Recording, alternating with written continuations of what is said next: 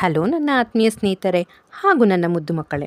ಕೀರ್ತಿಯು ನರ್ತಕಿಯಂತೆ ನರ್ತಿಸುತ್ತದೆ, ಆದರೆ ಸಜ್ಜನಿಕೆ ಬೆಳದಿಂಗಳಂತೆ ಶೋಭಿಸುತ್ತದೆ.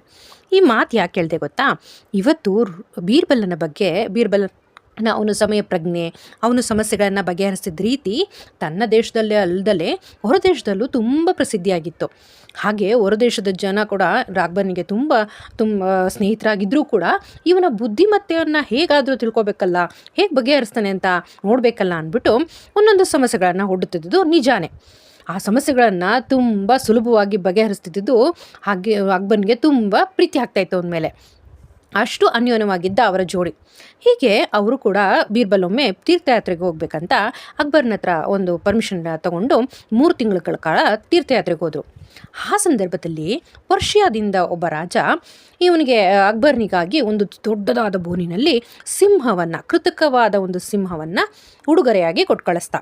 ಪ್ಲಸ್ ಅದ್ರ ಜೊತೆಗೆ ಒಂದು ಸಮಸ್ಯೆಯನ್ನು ಅದರಲ್ಲಿ ಇಟ್ಟಿದ್ರು, ಆ ಸಮಸ್ಯೆನ ಬಗೆಹರಿಸ್ಬೇಕು ಅಂತ.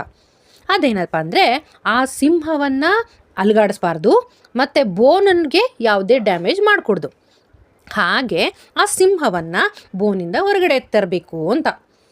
ಈ ಸಮಸ್ಯೆಯನ್ನು ಎಲ್ಲ ಸಭಿಕರ ಮುಂದೆ ಇಟ್ಟಿದ್ದಾಯಿತು. ಆದರೆ ಯಾರಿಗೂ ಏನೂ ಹೊಳಿಲಿಲ್ಲ. ಆಗೊಮ್ಮೆ ಅಕ್ಬರನಿಗೆ ಬೀರ್ಬಲ್ ತುಂಬ ಕಾಡಿದ್ದುಂಟು, ಇಲ್ವಲ್ಲ ಬೀರ್ಬಲ್ ಇದ್ದಿದ್ರೆ ತುಂಬ ಸುಲಭವಾಗಿ ಬಗೆಹರಿಸ್ತಿದ್ರಲ್ಲ ಅಂತ. ಹೀಗೆ ಅವ್ರು ಕೊಟ್ಟ ಗಡುವು 15 ದಿವಸ ಆಗಿತ್ತು.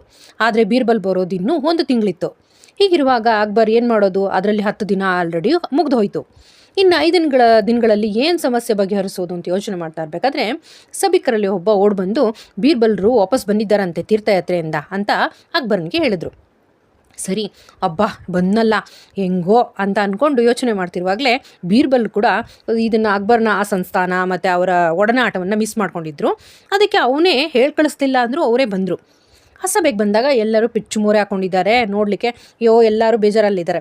ಏನಾಯಿತು ಅಂತ ಅಕ್ಬರ್ನವ್ರನ್ನ ಕೇಳಿದಾಗ ಸಮಸ್ಯೆಯನ್ನೆಲ್ಲ ಬಿಡಿಸಿ ಹೇಳಿದರು. ಆಗ ಅವರು ಬೀರ್ಬಲ್ ಆ ಬೋನಿನ ಸುತ್ತ ಒಂದು ರೌಂಡ್ ಬಂದು ಎಲ್ಲ ಪರಿಶೀಲನೆ ನಡೆಸಿದ್ರು. ಅದು ನೋಡಲಿಕ್ಕೆ ಎಲ್ಲನೂ ತುಂಬ ಗಡಸಾಗಿ ಕೋರೆ ಹಲ್ಲು ಅದರದ್ದು ಈಚೆ ಬಂದಿತ್ತು, ಬಾಯಿ ತಕ್ಕೊಂಡಿತ್ತು. ನೋಡಲಿಕ್ಕೆ ಭಯಂಕರವಾಗಿತ್ತು. ಎಂಥವರಾದರೂ ಕೂಡ ಮೈ ಝುಮ್ ಅನಿಸೋಷ್ಟು ಭಯಂಕರವಾಗಿ ಆ ಸಿಂಹ ಇತ್ತು. ಕೃತಕವಾಗಿಲ್ದಲೇ ಇರ್ಬೋದೇನೋ ಅನ್ನೋಷ್ಟು. ಹಾಗಿರಬೇಕಾದ್ರೆ ಅವರು ಒಂದು ಸಲ ಅದನ್ನು ಗಮನಿಸಿ ಬಂದು ಅದ್ರ ಎದೆ ಭಾಗ ಮತ್ತು ಕಾಲಿನ ಭಾಗವನ್ನು ಸ್ಪರ್ಶ ಮಾಡಿದ್ರು ಬೀರ್ಬಲ್. ಅದು ಸ್ಪರ್ಶ ಮಾಡಿದಾಗ ಅದ್ರ ಗೊತ್ತಾಯಿತು ಅದು ಮೇಣದಿಂದ ತಯಾರಿಸಲಾಗಿದೆ ಅಂತ. ಮತ್ತು ಉಳಿದೆಲ್ಲದು ಯಾವುದೂ ಅದ್ರ ಕೋಟೆಡ್ ಅಂದರೆ ಕಬ್ಬಿಣದ ಒಂದು ಲೋಹದಿಂದ ಅದ್ರ ಕೋಟ್ ಮಾಡಿದೆ ಅಂತ. ಸೊ ಮಾರನೇ ದಿನ ಬಂದುಬಿಟ್ಟು ಚೆನ್ನಾಗಿ ಒಂದು ಸಲಾಕೆಯನ್ನು ಕಾಯಿಸಿ ಆ ಎದೆ ಭಾಗಕ್ಕೆ ಅದನ್ನು ಇಟ್ಟ ತಕ್ಷಣ ಅದು ಆ್ಯಕ್ಚುಲಿ ಮೇಣದಿಂದ ಮಾಡಿದ್ರಿಂದಾಗಿ ಅದು ಫುಲ್ಲು ಕರಗ್ತಾ ಬಂತು.